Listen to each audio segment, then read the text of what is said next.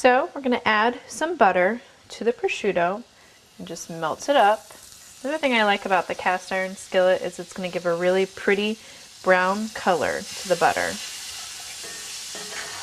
The other thing that butter is doing is picking up every little piece of dripping, whether it's from the garlic, the sausage, the prosciutto. It's just going to pick it all up. And the butter is also going to thicken it up a little bit. We're going to add just a little bit of wine.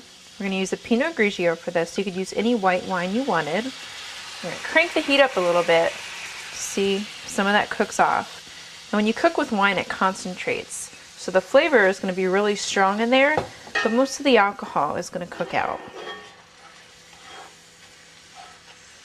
So we will crank it up just a little past medium, towards medium high.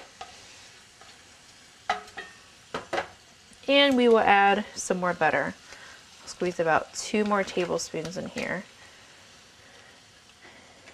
I'm not going to lie to you and tell you this is healthy, but it is going to taste phenomenal. We're going to melt the butter.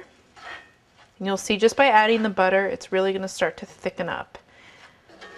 So this isn't going to be a typical sauce. It's a little bit thicker with the prosciutto in there, but we're just going to kind of drizzle it over the chicken when it comes out.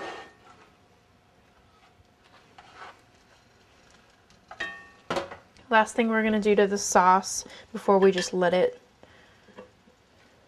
mellow out there is add some of the fronds that we kept over from the fennel. The easiest way to do the fennel fronds, just like dill, would be just to snip it in there.